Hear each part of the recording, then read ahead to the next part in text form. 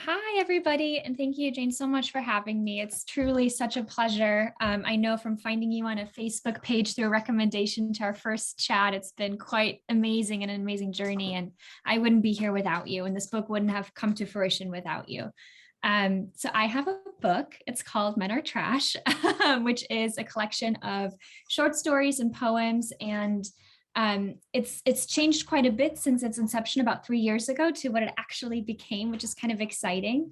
But yeah, to take you to the beginning, I went through a breakup and I had decided that I wanted to write this book and I had the title all made up.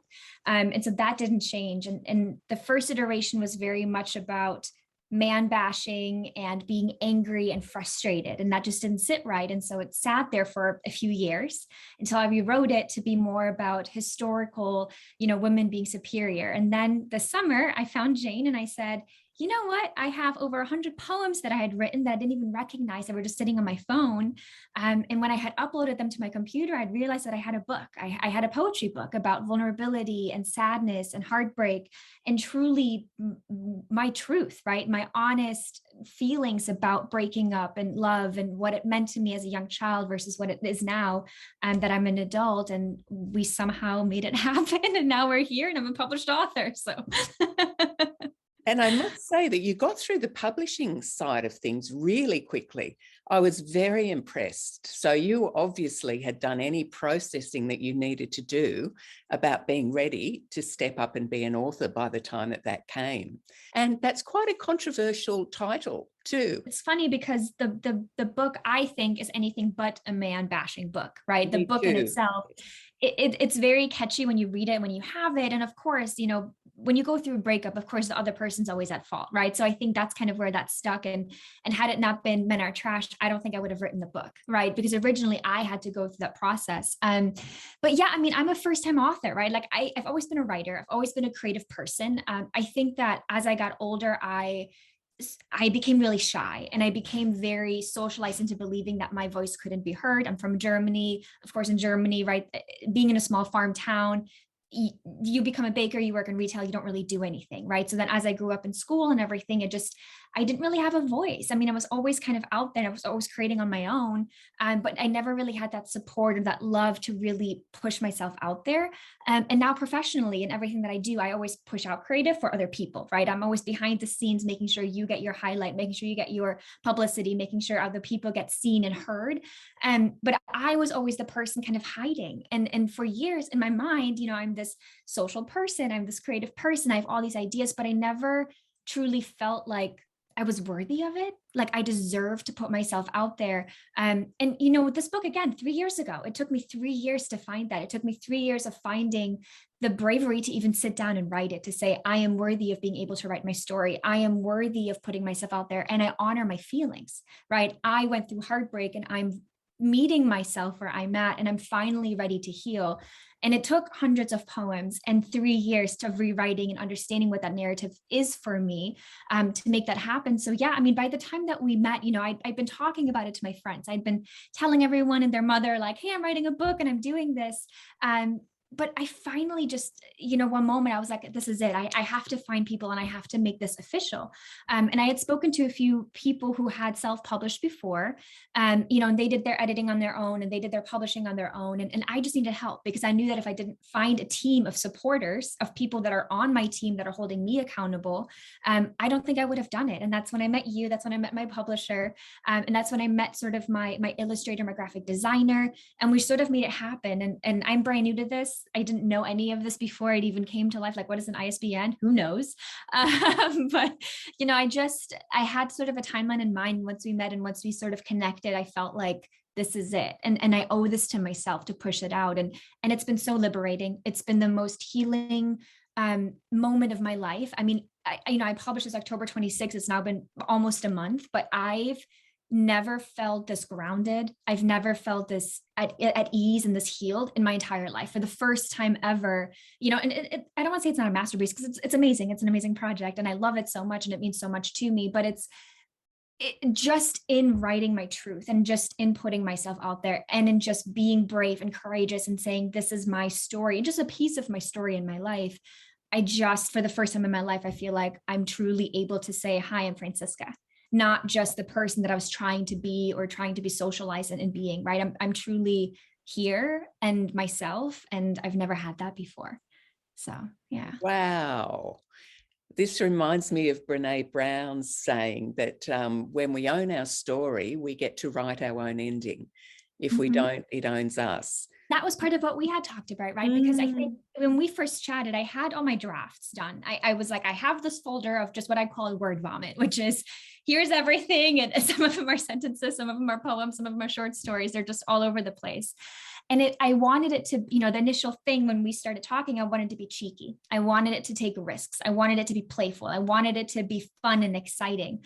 And actually, when I owed you my first manuscript, when I was like, here you go, here's everything, I had realized that it was a lot sadder than I imagined. And I tried to rewrite it. And I remember us having a conversation because I said, here was my original idea of what I wanted it to be. Here's what it currently is. And I spent all weekend rewriting all of my poems, all of my short stories to make this into this thing that I felt like the world needed, this what I felt like other people needed to see. And it didn't fit. And I said, you know what, who cares if it's a sad story? And I think you told me that. You said, who cares? Is it your story? Do you feel, I mean, you said it more eloquently than I do, but you said, if it's your story, that's all that matters. What's the purpose of this? And my purpose was, and is I want to put my creative out there. I want my first liberating moment of putting my project out there. I had a therapist last year who I said, hey, I have all these projects. I have a blog. I have these book ideas. I'm the proud author of 4 unfinished books. Look at me go. And she said, if you push this book live, you will ruin your career. You're marketing, you're in advertising, you've worked years, you're going to ruin it. And I said, huh? And of course, now we're no longer working together. And I said, I need this to be my first one because it is the most risky, because it is the one that is most controversial. I've had probably over 10 people block me on social media, because they thought that they're in the book when they're actually not, but that's a story for another day. Okay. But I needed this to be my first, right? Because if it's out there, I need to rebuild my career or my business or whatever, go now so I can have the rest of my life to do what I want to do, that is more safe. But right now I needed this to be the most crazy, Yeah. And what a great clarity about what matters you got through the process. Yeah. Yeah. I think it was never about, I think at the end of the day, what I needed to hear when I went through my experiences and what I write about is what love is and what I thought it was from looking at my parents, right? The heartbreak, feeling so alone, feeling like I was the only one going through it. And I really wanted the other person, right? I somebody in the world who I don't know, who can just pick it up at 2:00 in the morning or 3:00 in the morning, and they open any page and they go, oh, and a lot of it is very interpretive. It's my story in somewhat of a timeline, right? Of kind of understanding what I go through, but you don't have to read it that way, right? It's a pretty quick read. You can just open any page and you can say, I'm not alone. And that actually happened. I have a virtual friend who I met during COVID. We've only met each other through Instagram and Facebook, and she actually bought a book and she's sent it to her friend who's going through a breakup right now. And she told me that her friend thought it was life-changing. And this book is the one thing that kind of came into her life that said, I'm here for you and you're not alone. And we don't know each other. I don't even know what her name is, right? But just hearing that, to me, it's all done. Like that's all I wanted. That was my goal, right? Because we're so scared. We're so scared of telling our truth. We're so scared of saying my heart's broken. And we shouldn't be, because there is beauty in the pain as well, and healing, right? And to me, it's been, life-changing. Fantastic. And you were talking to me also about, that question of, well, if I'm going to ruin my career, then it's not what I should be doing. And this will open some doors and any doors opening. Are you sitting just now in the moment of that person's life that you changed and the ripple effect there, or have more things happened since? There's been a lot of things that are happening actually. So in writing this book and finding my voice, I just started a new job this week, I should say. And I was starting to have a lot of conversations about what I wanted in my career, what I felt like, so I'm in marketing and advertising, what I felt like the marketing world is like and what trends are like in social media.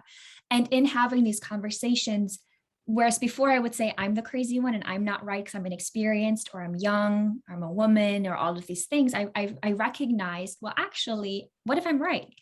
What if what I'm saying and what I want and what I'm looking for is right? And I interviewed for a position. So now I changed my job, and I actually got a massive promotion with it. And I'm at an agency that is truly like what I had spoken beforehand. It's their nature, it's their language, it's the same kind of philosophy.